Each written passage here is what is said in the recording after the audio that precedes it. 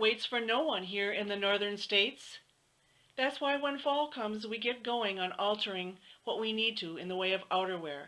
Here's a beautiful cashmere coat that's too wide for the client, so we're going to slim it up for her. I'll show you how. We will make this coat more form-fitting by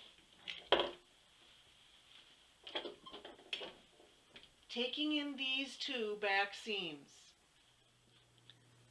By standing in front of the mirror, the client and I figured out how much we wanted to take out on each side,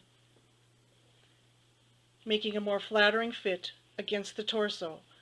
Underneath, at the shoulder blade, we start out at virtually nothing, increase to about an inch, and then come back out to the original seam, right at probably her hip level, until we have a nice new form-fitting coat. With chalk, I've drawn a line from pin to pin on the left side until I've drawn a nice curved wedge shape. And yes, this is on the outside of the coat. That's because we pinned through all thicknesses the lining and the outside of the coat with the garment on the client while she stood in front of the mirror, and we pinned out the excess. And now I'll do the same thing on the other side, is make a matching chalk line. Make certain each side is quite uniform.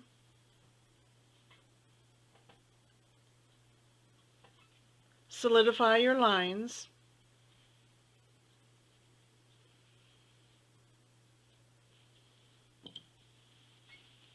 And don't worry about drawing on the outside of the coat.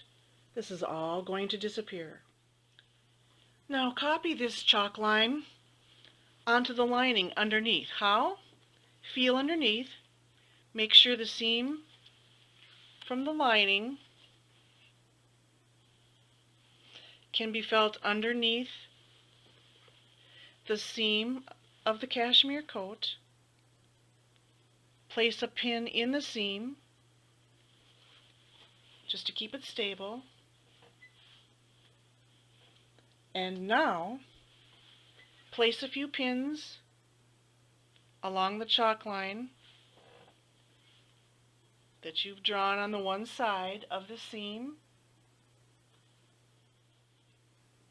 Flip the coat over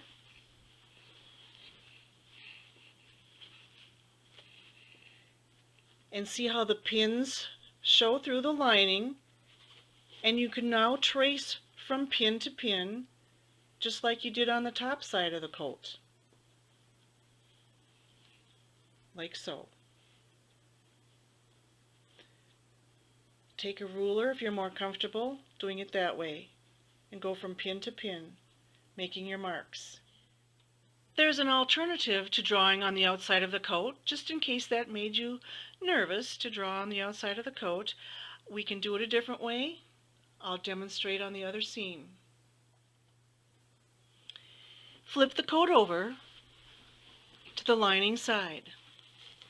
Remember how you've pinned through all thicknesses when you had the client in the coat in front of the mirror. Where the pins meet, make a mark. You can feel for the pins and then make your mark. If your chalk is really cooperative, you can make a mark on both sides.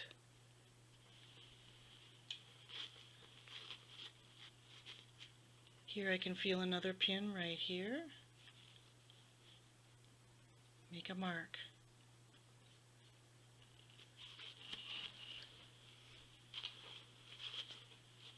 I can see and feel a pin right here. Make a mark.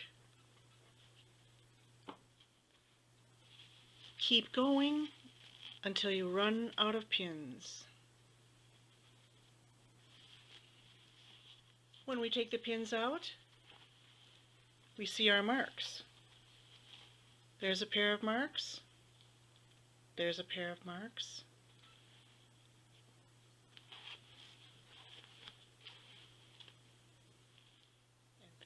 Not to mention that the previous pin lines also serve as a nice wedge guidance from which we could draw from point to point a curved wedge line. Here's the chalk line. Now the question becomes, how do we get this line transferred to the front side of the coat? The answer is to once again trace the line with pins.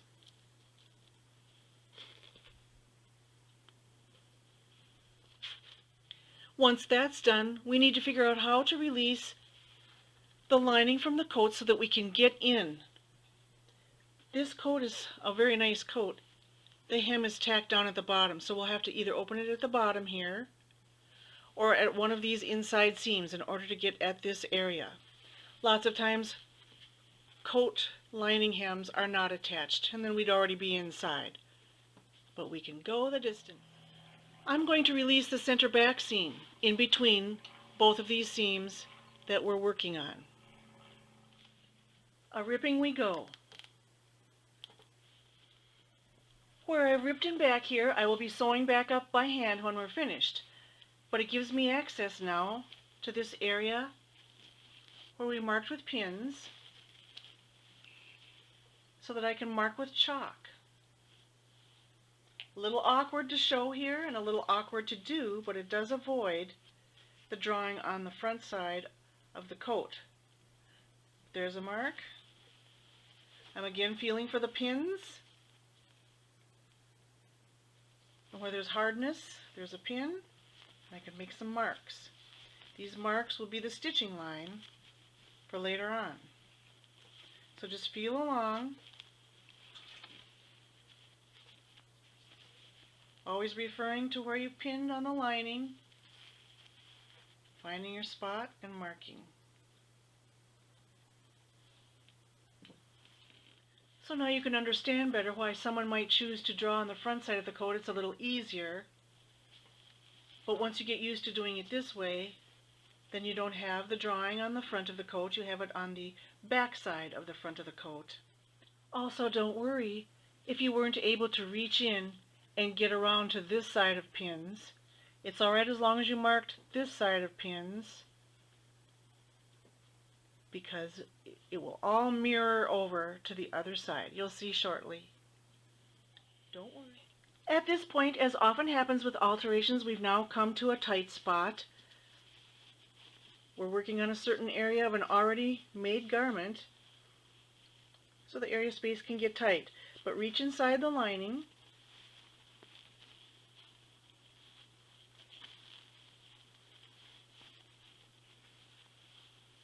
until you find the marks that you've made. Here they are. Little marks,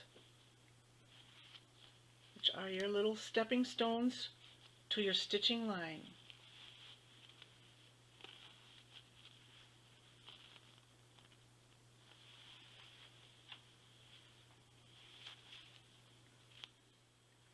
Now pin at those marks through both thicknesses.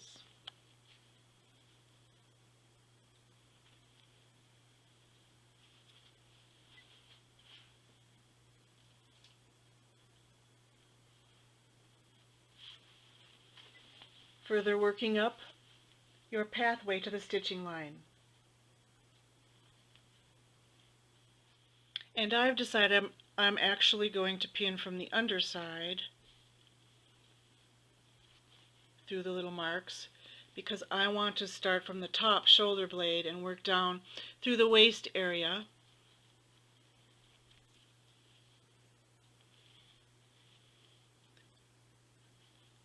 It's just the natural way to go with your work off to the left of you when you have the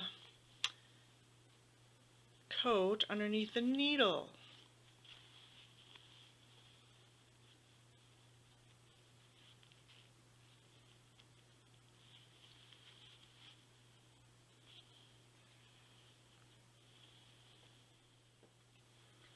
Once again, I'm going to draw lines from pin to pin. If you're more comfortable using a ruler to do so, of course that's what you do. Either that or put more pins in between other pins, just so you know where you're going. Getting that wedge shape identified. We are ready to sew.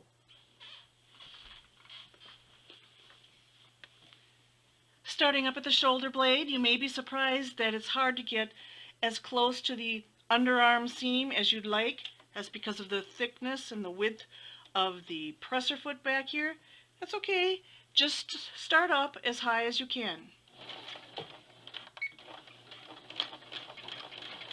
Follow your pin lines and your chalk lines.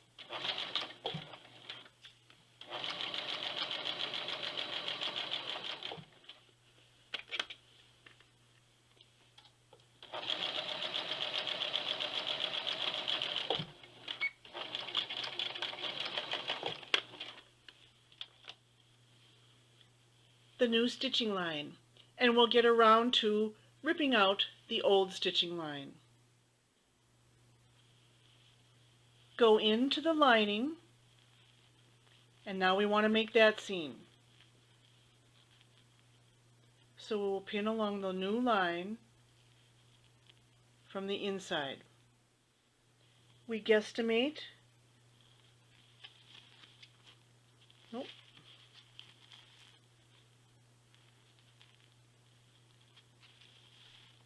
yes.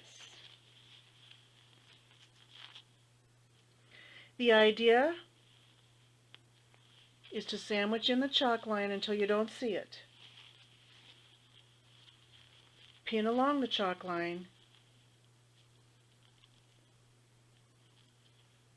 but such that you won't see it when you turn it right side out.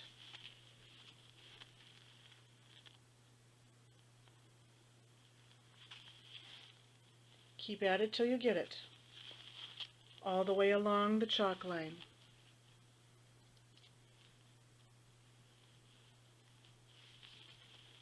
Getting there.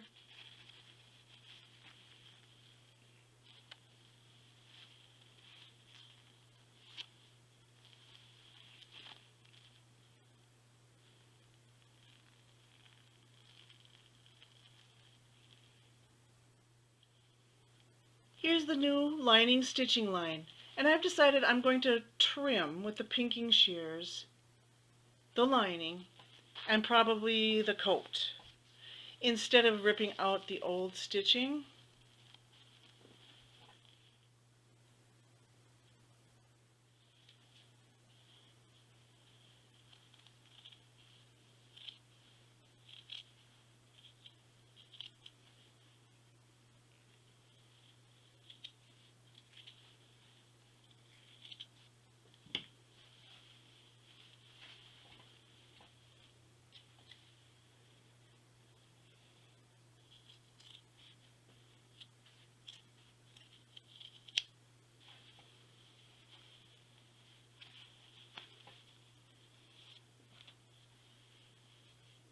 Now I'll rip out what little bit of old stitching there is that I didn't trim off.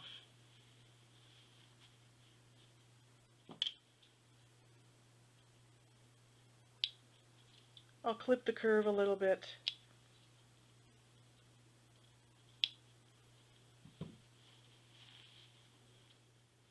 I could hand sew together the center seam now, except that we're not quite finished. Remember, we abandoned our original way of doing things for the alternative way. So let's go back to how we would finish up from when we're drawing the chalk line on the outside of the coat.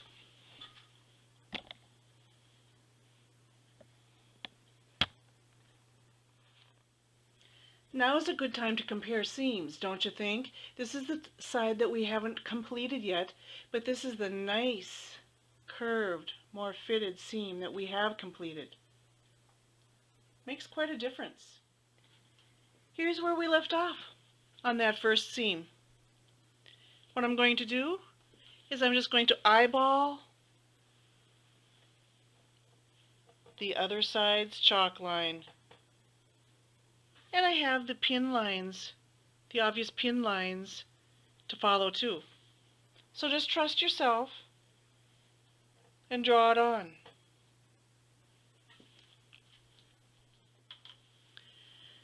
Much like we did with the other seam's lining, we're going to pin this seam and make those chalk lines disappear into a brand new curved fitted seam. All pinned.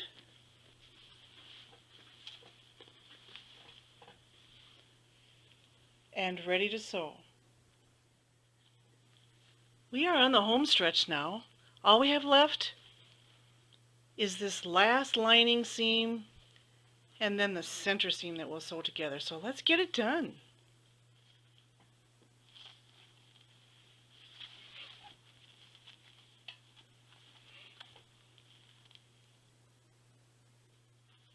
Match up center back seam stitching holes to stitching holes.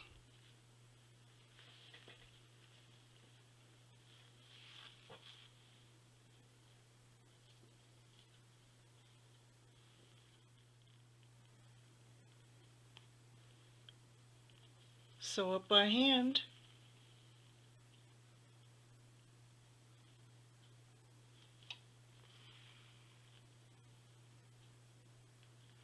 Make sure to only go through the lining and not the coat. We are so close to completion. Hang on. We're finished now, and wouldn't you agree there's some very nice shape to this coat?